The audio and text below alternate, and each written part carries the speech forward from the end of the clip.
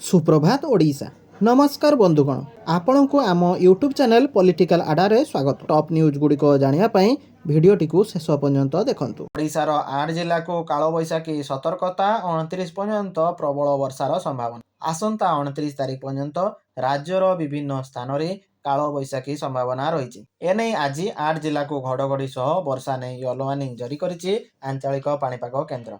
केन्दुझर, मयूरभंज, बालेश्वर, भद्रक, कोरापुट, रायगड़ा, गजपति और गंजाम जिला yellow warning जारी हुई। एही समय रे 30 रु 40 किमी बेगर पवन बहीपे। सेहीपरि 28 और 29 तारिख में काल बैशाखी वर्षा नहीं पूर्वानुमान करिछि आंचलिक पाणीपाग केन्द्र। परवर्ती खबर मे 5 रु पीजी नामलेखा प्रवेशिका परीक्षा। राज्य उच्च शिक्षा विभाग अधीन विश्वविद्यालय महाविद्यालय स्नातकोत्तर पीजी नामलेखा आसंता मे 5 रु आरंभ हेबो एकक पीजी प्रवेशिका परीक्षा।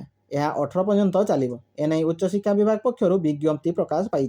2026-27 शिक्षा वर्ष में स्नातकोत्तर पाठ्यक्रम 31,915 आसन पर 58,708 जन छात्र छात्री प्रवेशिका परीक्षा पर आवेदन करिसेंति। सेमानक मध्यरु 55,299 देय पठ करछंती। आवेदनकारी एप्रिल 30 रु निजर प्रवेश पत्र एडमिट कार्ड पाई परिबे। परवर्ती खबर पुणी थरे हेबो कि वर्क फ्रॉम होम एवं स्कूल शटडाउन। सतर्क सूचना देले विशेषज्ञ।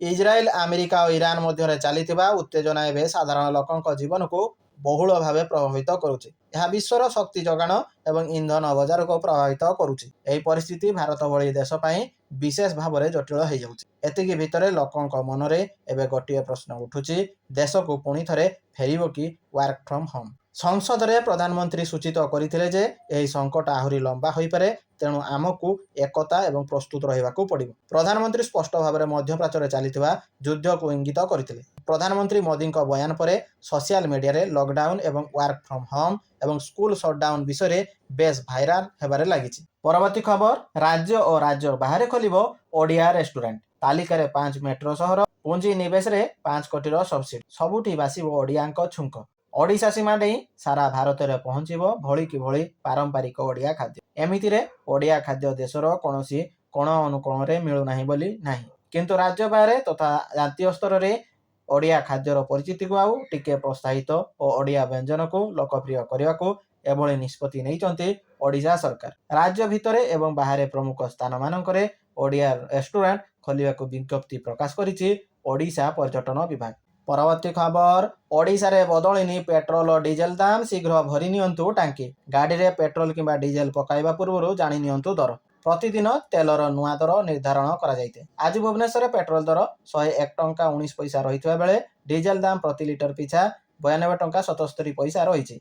सेहीपरि दिल्ली रे पेट्रोल लिटर पिछा 94 टंका 77 पैसा और डीजेल दर 87 टंका 76 पैसा रही। परवर्ती खबर, स्वास्थ्य प्रतिष्ठान गुड़िक अग्नि निरापत्ता निमंते स्वास्थ्य मंत्री जिलापाल समीक्षा बैठक।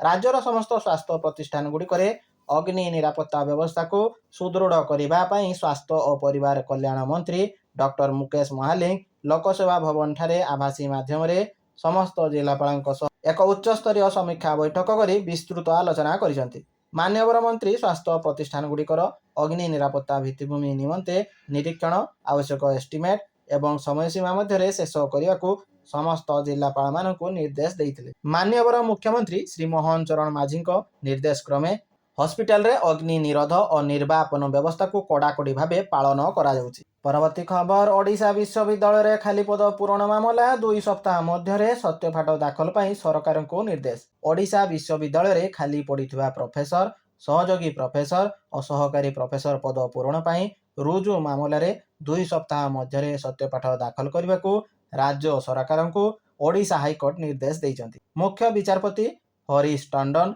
एवं विचारपति एम.एस. रमण को नहीं गठित खंडपीठ रे आईनजीवी प्रवीर कुमार दास द्वारा रुजु होइथिबा एही जनस्वार्थ मामलार प्राथमिक शुणाणी होइछि। परवर्ती खबर, विरोधी दुर्बल मुख्यमंत्री कटाक्ष को काउंटर कले मुख्यमंत्री।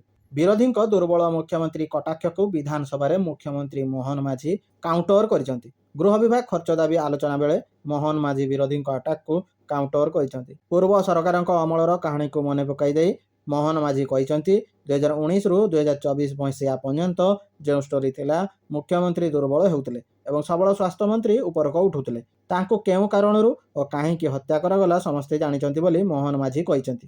ବିରୋଧୀ ଦଳର ନେତାଙ୍କୁ ଟାର୍ଗେଟ କରି ସେ କହିଛନ୍ତି ଯେ ରାଜ୍ୟସଭା ନିର୍ବାଚନ ପାଇଁ କିଛି ନେତା ଲୁଙ୍ଗି ପିନ୍ଧି ବସିଥିଲେ। କେବଳ ଖର୍ଦ୍ଧା ଲୁଙ୍ଗିର ବିଜ୍ଞାପନ ହିଁ ଭଲ ହୋଇଛି, ଆଉ କିଛି ହେବନି। ରାଜ୍ୟସଭା ଓ ନୂଆପଡ଼ା ନିର୍ବାଚନରୁ ଦୁର୍ବଳ ଆଉ ସବଳ ସଂଜ୍ଞା ଠିକ୍ ପ୍ରମାଣିତ ହୋଇଯାଇଛି ବୋଲି ମୋହନ ମାଝୀ କହିଛନ୍ତି। ପରବର୍ତ୍ତୀ ଖବର, ବିଜେଡିକୁ ପୁଣି ଫେରିଲେ ରଘୁନାଥ ମହାନ୍ତି ଓ ଜୀବନ ପ୍ରଦୀପ ଦାସ। ବିଜେଡିକୁ ଫେରିଲେ ପୂର୍ବତନ ମନ୍ତ୍ରୀ ରଘୁନାଥ ମହାନ୍ତି ଓ ଜୀବନ ପ୍ରଦୀପ ଦାସ। ଶଙ୍ଖ ଭବନରେ ଦୁଇ ମନ୍ତ୍ରୀ ନିଜର ସମର୍ଥକମାନଙ୍କ ସହିତ ବିଜୁ ଜନତା ଦଳ ବିଜେଡିକୁ ଫେରିଛନ୍ତି।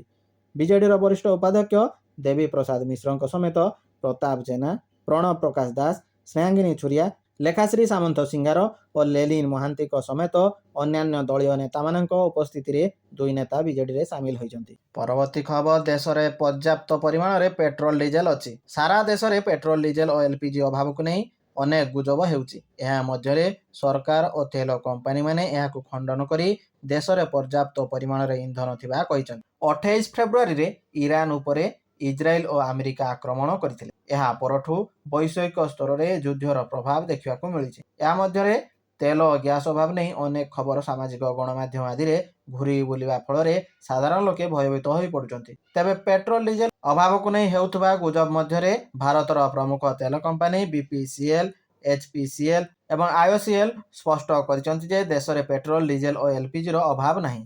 ପରବର୍ତ୍ତୀ ଖବର, ହରମୁଜ ପ୍ରଣୟରେ ଟୋଲ ଟ୍ୟାକ୍ସ ଆଦାୟ କରୁଛି ଇରାନ। ଜାହାଜ ପିଛା ନେଉଛି 18 କୋଟି। ମଧ୍ୟପ୍ରାଚ୍ୟ ଯୁଦ୍ଧ ଆରମ୍ଭ ହେବା ପରଠାରୁ ଇରାନ ହରମୁଜ ପ୍ରଣାଳୀକୁ ଅବରୋଧ କରି ରଖିଛି। ଏହି ଜଳପଥ ଦେଇ ଆନ୍ତର୍ଜାତିକ ଜାହାଜ ଚଳାଚଳ ବନ୍ଦ ରହିଛି। ଇରାନର ସ୍ୱତନ୍ତ୍ର ଅନୁମତି ଆଧାରରେ କିଛି ଜାହାଜ ଏହି ଜଳପଥ ଅତିକ୍ରମ କରିଛି। କେପ୍ଲର କମ୍ପାନୀର ସୂଚନା ଅନୁସାରେ ଚଳିତ ମାର୍ଚ୍ଚ ମାସରେ ସମୁଦାୟ 138ଟି ଜାହାଜ ଏହି ଜଳମାର୍ଗ ଦେଇ ଅତିକ୍ରମ କରିଛି, ଯାହାକି ଦୈନିକ ହିସାବରେ 5ରୁ 6ଟି। ଯୁଦ୍ଧ ପୂର୍ବରୁ ଏହି ଜଳମାର୍ଗ ଦେଇ ଦୈନିକ 138ରୁ 140ଟି ଜାହାଜ ଚଳାଚଳ କରୁଥିଲା। ଆନ୍ତର୍ଜାତିକ ମାରିଟାଇମ୍ ଅର୍ଗାନାଇଜେସନର ରିପୋର୍ଟ ଅନୁସାରେ ହରମୁଜ ପ୍ରଣାଳୀ ଅତିକ୍ରମ କରିବାକୁ ଏବେ 2000 ଜାହାଜ ଅପେକ୍ଷା କରି ରହିଛନ୍ତି। ଏବେ ହରମୁଜ ପ୍ରଣାଳୀ ଅତିକ୍ରମ କରିବାକୁ ହେଲେ ପ୍ରତି ଜାହାଜକୁ ଇରାନ କର୍ତ୍ତୃପକ୍ଷଙ୍କ ଅନୁମତି ନେବାକୁ ପଡୁଛି। ଇରାନ କର୍ତ୍ତୃପକ୍ଷ ଜାହାଜ ସମସ୍ତ କାଗଜପତ୍ର ଯାଞ୍ଚ କରିବା ପରେ ଗୁପ୍ତ ପଥ ଦେଇ ଏହାକୁ ଅତିକ୍ରମ କରାଉଛନ୍ତି। ଏଥିପାଇଁ ପ୍ରତି ଜାହାଜକୁ $2 ନିୟୁତ ଅର୍ଥାତ୍ 18 କୋଟି ଟଙ୍କାର ଟୋଲ ଟ୍ୟାକ୍ସ ଦେବାକୁ ପଡୁଛି।